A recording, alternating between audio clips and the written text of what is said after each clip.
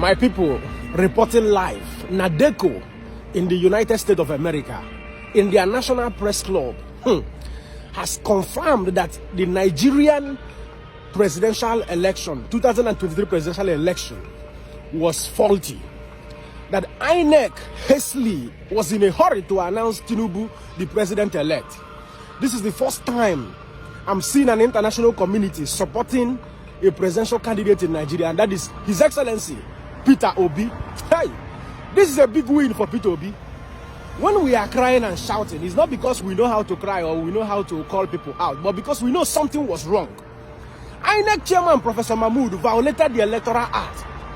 He was in a haste to declare Tinubu, Bola Ahmed Tinubu, the president-elect. And this is a good news for all of us. Watch the rest of the video and share this video. The whole Nigerian, the whole world will see this. This is a big win. This is a big endorsement for Peter Obi, because Peter Obi truly won this election.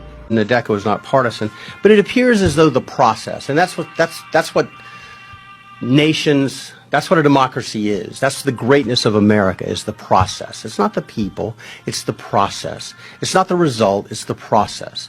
How our government works, how our elections work. And the process of this election in the 2023 Nigerian presidential elections appears to be fundamentally flawed. We believe, NADECO believes, that the February 25 to 26, 2023 election, the results, the hasty announcement of the results, are fundamentally at odds with the Nigerian election laws. And as Dr. Ogebi said very clearly, they didn't just violate rules, they violated their own laws. INEC glorified their efforts to make this the cleanest, the purest, the most transparent and fair election in Nigerian history, in African history. And yet, they violated every single fundamental tenet in every single law. They instituted the bimodal voter accreditation system. You've heard about that, the BVAS. All that is, make no mistake about it, there's a lot on the internet that seems to, people want to believe that when you voted with the BVAS, that recorded your vote, and your vote was sent somewhere, and it went to a server, and it was tabulated, and somehow Tinubu or the APC were able to hijack that electronic signal. That's not what happened. It was more pernicious than that. It was more old-fashioned than that. All the BVAS does was gave you two modes of identification, both your card, you put your voting card, your PVC in, and it also did your fingerprint and face identification. But it failed. And the reason BVAS was important is so that people couldn't vote more than once. Vote early, vote often. The reason it's important is so people could not vote that had fake cards.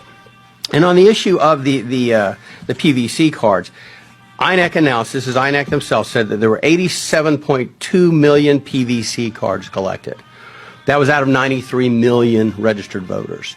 So approximately 6 million people were registered. They just didn't bother to get their voting card. No one knows why. It has to happen, and why we're here today, and NADECO is leading the charge. We believe that INEC has to prove itself. It has to prove the results it announced were true and were real. There are 176,600 polling stations. That's a lot of polling stations.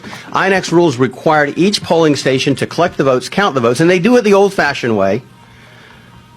They get the paper votes, they count them, they put them in stacks for each of the primary candidates.